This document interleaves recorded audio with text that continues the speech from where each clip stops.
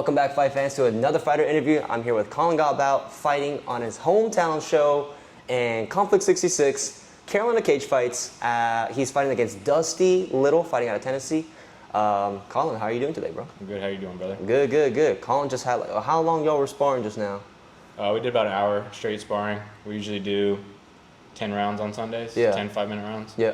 Wow. Yeah. So I came in towards the trail end of it. Everyone's sweaty. Everyone's tired. I just got humid in here. Yeah, nice and humid in here, so that good for the weight cut, right? Yeah. Yeah, yeah. Obviously, like, your weight's good. We don't need to talk about that on camera, but yeah, obviously your weight's doing good. Everyone seems to be in a good mood. You had a couple Columbia TNT guys out here too, giving you some good work. Yeah, we got Hunter who's fighting on the same card from Spartan. Yep. We got a couple guys that come and cross train. We had a boxer.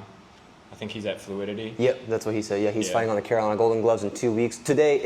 What's today? Today is the 16th. There's day after St. Patty's. Tomorrow is St. Patty's. Oh yeah. Tomorrow is St. Patty's, but everyone's celebrating on the weekend. So festival. yeah, I was having a hard time finding parking around here. Yeah. Yeah, just it was packed. I forgot that like St. Patty's is something people celebrate on. So you would think everybody would be hungover this morning. Yeah, but people are still drinking. They're having a good time.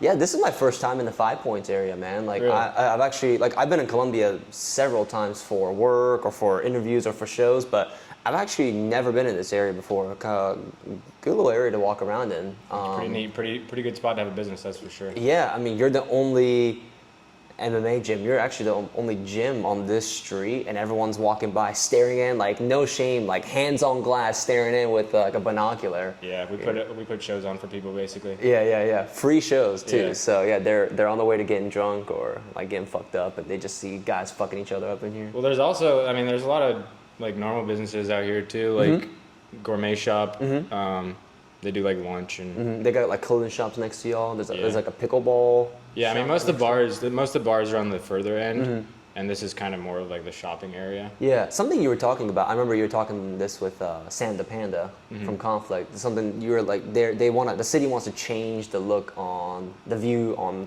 5 Point, which is why. So they actually love us being here. Yeah. Yeah, they like promote our stuff, like the 5 Points. They have like their own Instagram and Facebook, and they actually like promote our stuff. It's pretty cool. That's cool. Yeah, it's nice, man. It's very different from Charleston. Like, you've been in Charleston a few times. I don't know if you've like explored it or not, but yeah, very different vibe. The streets kind of feel the same with like the way the things are laid out, but like, you know, I'm going uphill and downhill, which is not something we have down there. So yeah, it's pretty flat down there. Super flat down there. Yeah, super flat. So. Anyways, obviously you have a fight coming up in 3 weeks now, April 5th at the South Carolina Fairgrounds. You know, what do you know about Dusty, and you know, what are you most excited about for this fight? I know he's a tough guy. He doesn't turn down fights, which is awesome. I respect that a lot. I've seen a little bit of tape on him. I don't want to say too much. Yeah, of course. But I've seen some stuff and pretty confident in my ability. I don't think it's going to be an easy fight. Like he's 3-5, but he's fought some really decent guys, and he can put up a fight against them. So I'm not expecting to just go out and, take him out immediately, like first 30 seconds. Yeah. So, I mean, I'm still going to go out there and try to finish it when I find the opportunity, but I'm definitely not going to try and look past him either. Yeah, for sure.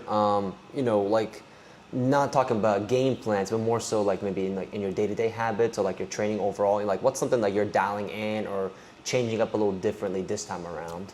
I've been doing a whole lot more sparring. Yeah. So like, instead of sparring like once a week, I've been sparring just about 3 times a week now. Nice. Lifting more, conditioning more. I actually probably have like conditioned the most for this fight since I have in a long time. Yeah. Which is good. And what's been like the motivation for that change? Well, actually, I signed up to run a 5K. It was yesterday. I couldn't actually end up running it. Yeah. But I like doing little competitions like that just to kind of motivate myself more, because I'm really competitive. So like signing up for a competition makes me want to get ready for that. And then I just knew that was going to help me get in shape too. Yeah, for sure. It would kind of urge me to go out for a run after work or do a little 5K after work. And my goal was to beat 20 minutes, and I got down to 22 when I was training for it, but you know, it's a little different when you actually get out there in the competition.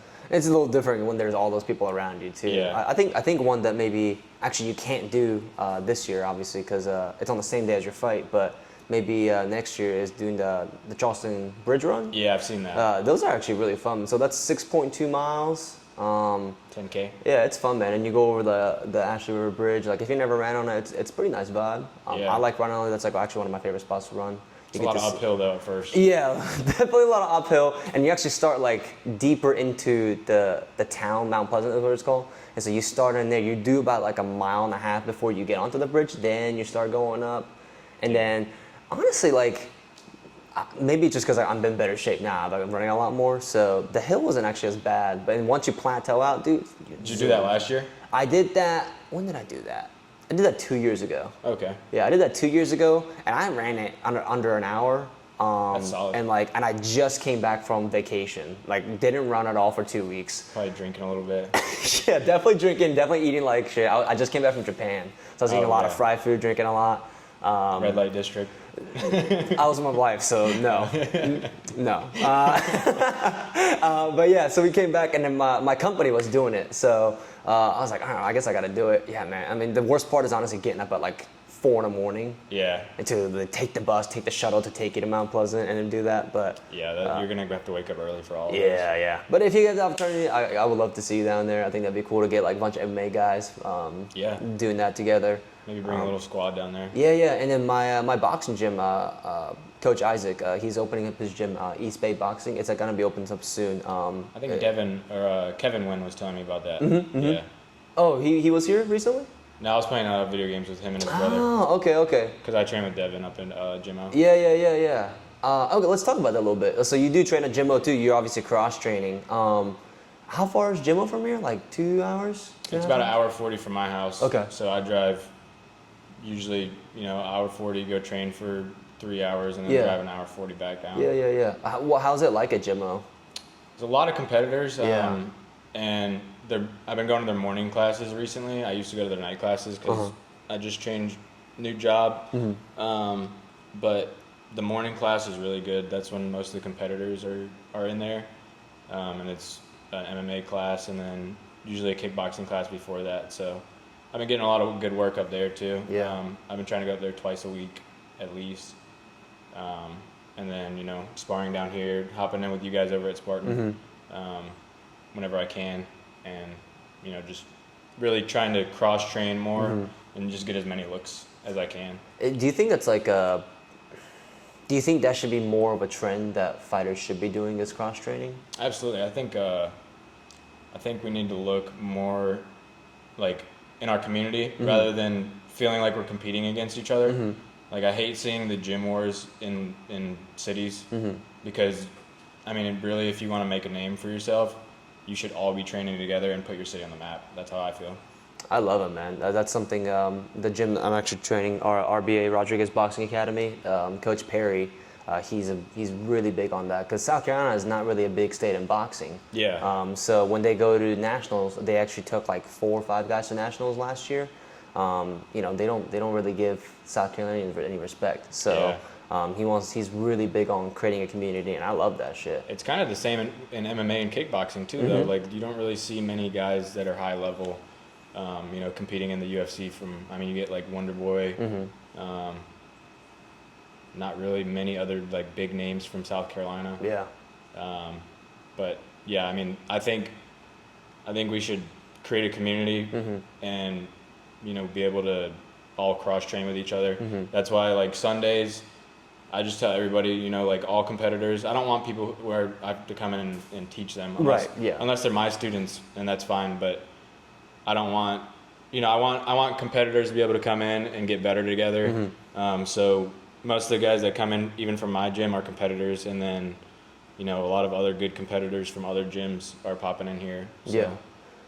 I like what we're doing, what we're building over here. For sure. And I feel like and you tell me how you feel about this, but it's hard to compete against big states like Georgia or Florida or New York or California. They got gyms everywhere, and and they have a massive population. South Carolina is not like that. So in order for us to compete against big powerhouse states like that, we need to all work together. You know, like you Absolutely. said, that sense of community. But that's what they do over there too. Like I know in Georgia, like Atlanta especially, a lot of those guys cross train with each other. Yeah.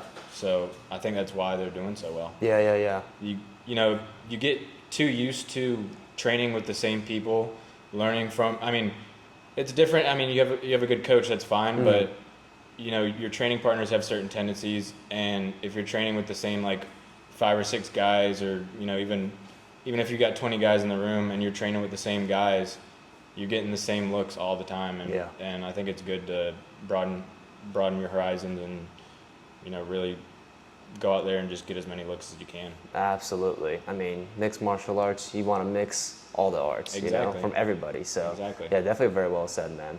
That's what a lot of the good pros are doing too. Like a lot of those guys will travel and go out to bigger gyms and come back home and train at their gym. But you know, like Brian Battle is a good example. He used to fight locally, and he made a name for himself. But I know he hops around to a bunch of different gyms, and he goes out to Vegas and trains. Yeah, he was at Extreme Couture a little bit, and he's back at Carolina Combat. And he goes to a boxing gym. He goes down to Modern Warrior. Yeah, Modern Warrior. Yep. Shout out to those guys. And then Charlotte Jiu-Jitsu Academy. So he's all over the place, and I think that's why he's doing so well, because he's mixing it up so well. Yeah, each one teach one, right? Like Exactly. I love that shit. Yeah, you can definitely learn anything from beginners to experienced guys, and you can just broaden your horizon by going to different gyms. So I definitely love that you do that, man. I love that you preach that too. So Yeah. that's what I've been doing. You know, just going around to different gyms. Circumstances a little weird, but I'm glad I'm here now because I get to travel around different gyms, and I'm excited to meet new people for not just my content creation stuff too, but like my actual hard skills too. Yeah, So. and it's a cool community, because there are people who do so many different things, and you know, if you have friends who could help you out with stuff, or you know, it's just having connections on top of, you know, being able to train with good people. For sure. So last time you were out in the Jamil Shrine Arena, last time was back in October of 2024. You won that fight in the first round with the KO. You know, when you win in that dominant fashion, obviously, you could definitely get caught up in the joy and excitement. But is there like a lesson you took away from that fight that you're trying to implement into this fight? So actually, I felt like I implemented what I wanted that last fight, which is something I learned from my loss, actually. I felt like I was able to like walk through guys earlier on, and I got a little too eager when I was fighting a guy who had some good experience. He had a pretty long amateur career, and then you know, he had 5 pro fights at the time, and I just felt like I could go out there and just put it on him right away, and ended up putting myself in a bad position. So I really learned that, you know, I just need to relax. I am confident in myself. I know how dangerous I really am. So I needed to just wait and not come out guns blazing right away. Yeah, do you feel like part of that is we talked about this obviously off camera a couple weeks ago. You talked about like in your amateur days, a lot of it was based on decisions, and when you came to pro, you started knocking people out. Yeah. And do you feel like that excitement got to you a little bit maybe early on? Yeah, I think, you know, getting your first finishes, and then getting your first knockout. You know, once you knock somebody out, you're like, damn, that was fucking awesome. I want to do that again. So, you know, first knockout was 30 seconds. Fought another guy right after that, knocked him out in 30 seconds. And I just felt like I could keep doing that. So, you know, I went out and tried to do that, and then kind of learned a lesson. Yeah. And that's great too, is obviously like you're evolving as a fighter. You're obviously getting better with experience and time, but like mentally you're able to put yourself in a different mindset going forward after that loss too. So yeah, I think losses are good in certain scenarios, as long as you can take it well and learn something from it. Do you feel like undefeated fighters are like, I don't want to say like overrated, but do you feel like the O is a little? No, I mean some people are just that good, but I think also some people need to take those losses, and for me personally, I'd rather have it happen earlier in my career than me just, you know, walk through everybody, and then I get to the big stage, and then I get taught my lesson in front of everybody. You know, for sure. I'd rather learn those lessons now, and get better now, and go out there and keep winning because I learned those lessons. Absolutely.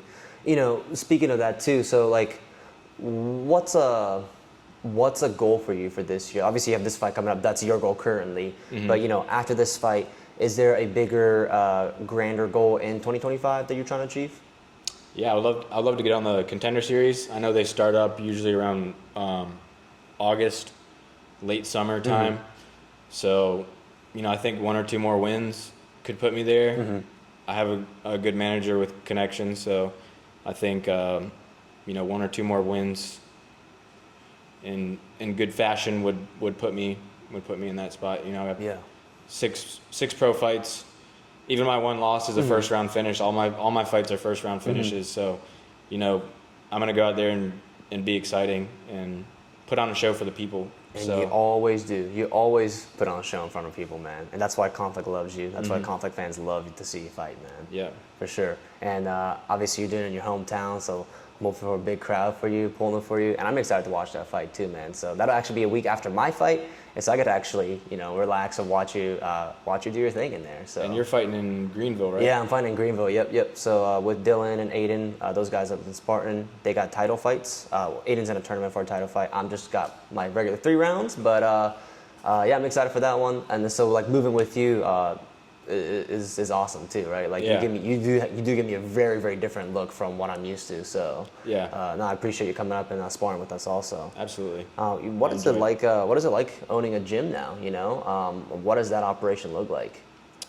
It's a lot of work behind it, but luckily I have 2 really good business partners that help me out throughout the week. So I'm able to kind of just work in my alleyway and do MMA, and I help with the kids wrestling. Kids wrestling isn't really my passion, so I got Jonathan helping me out with that. Not that I don't enjoy it, but I would like to put most of my time and effort into the MMA program here. So, it's nice. It's nice growing the community and just, watching it all grow from the ground up is pretty awesome. Yeah, man. And building the community is what this is serving as a hub for, right? So I think it's awesome that you're working with the kids too, man. I mean, like they're watching a leader, somebody who's still in the grind every single day. And not to say that coaches have to be in the grind every single day. Obviously, like you've done your time. But I think they love to see that you're still in it with them, So the things you preach to them, you're doing it yourself too. Because they're watching the process of me as well. Yeah, so. And I think that's awesome. The fact that you're carrying all that on your shoulders is good pressure, right? Like it's something to live for. So for sure, that's amazing, man. Like any lessons that you've learned so far as a business owner? Things are expensive. Yeah, things are expensive. Taxes suck. But other than that, I want to keep a certain culture at my gym, so I'm not afraid to kick certain people out. I know what I want out of people, and I don't want spazzy, weird people coming in here and ruining the culture of my gym. So, if I feel like you're not a good fit, then you're not a good fit for the gym, and I'm not gonna let that impact the gym. Yeah, absolutely. Culture above everything else, right? Yeah, for sure. I want to give you more time to plug your gym. So, how's the program looking? Like, obviously, you have competitors on your gym. I've seen them fight. They are competing. You guys just had a quintet tournament too. I think that's awesome that you're doing that too. So how's the guys at Soto City Combat Club looking like? So MMA wise, we have a lot of guys coming up. We've had a couple that have left us. Some guys join the military. Some guys move out of town. But we got Jordan Brown. He's making his pro debut for Ring of Combat this summer, so that'll be awesome. Jonathan Miller, he just had a fight. He got a first round TKO. So I'm really looking forward to how he's gonna do. We got guys who are still young, still learning, and you'll see them in the cage here pretty soon too. Within the next probably 6 months. That's awesome, man. Is there a benefit to being so close to USC, like a college nearby? Are there like guys that are bored that are looking to get into shape or like just itching to fight? Yeah, I feel like there's a benefit in that because you get some young guys coming in. guys who might have like wrestling experience or prior jiu-jitsu or kickboxing, but it also kind of sucks because most of the time they're only here for 4 years, and then you know I've trained in Colombia for 7 years now. Yeah. And so I've had a lot of training partners come and go, just being around the college area. Not a lot of people stay in Colombia. A lot of them go back home, so that kind of sucks too.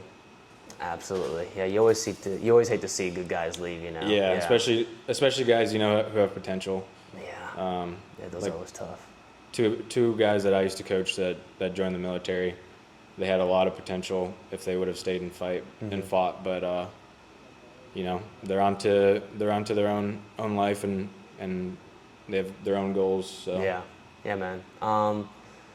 You know, obviously you wrestled in high school too. Did you wrestle in college also? Yeah, for a year. Yeah, so you know, like looking back at all that, you know, what would you tell? Not necessarily for wrestling, but maybe more for just as a competitor. You know, is there something you would tell your younger self then to maybe get yourself in a better spot now, or like in a different mindset? I think I'm a firm believer that everything happens for a reason. I think, you know, at the point where I was in college wrestling, I was starting to, you know, really get burnt out. I kind of wanted to quit my senior year of high school. Didn't give up, but you know, I finished the year out and then went and wrestled.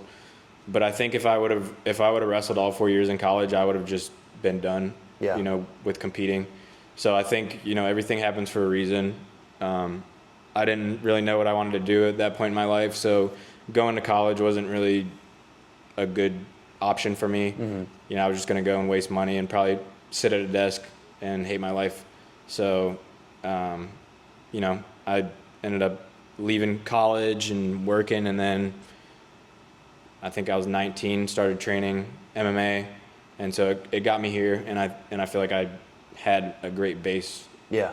Because of wrestling. Yeah, of course. And I was able to transition my wrestling into, you know, an MMA style, because it is very different. You know, you come from wrestling, you start doing jiu-jitsu and MMA, you get caught in chokes.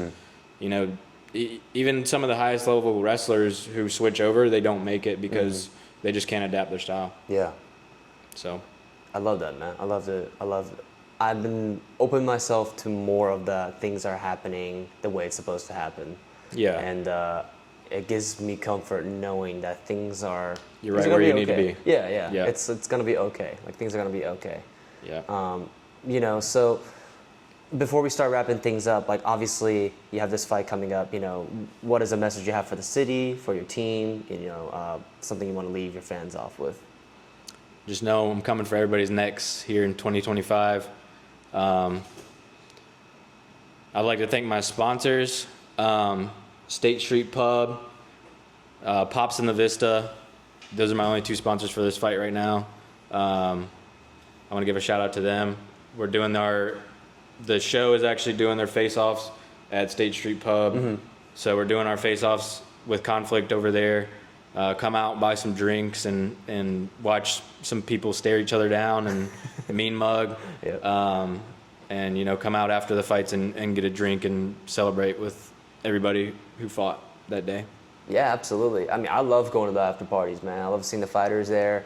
Happy fighters, sad fighters, but you know, everyone together sharing a drink. Yeah. It is definitely a vibe. And thank you to all the sponsors sponsoring Collin for this fight. And shout out to all the sponsors supporting any fighters. You know, you guys are really truly making their dreams come true. And I appreciate it from the bottom of my heart for giving these guys opportunities to chase their dreams. Yeah, man. So before I let you go, any specific words you have for your opponent?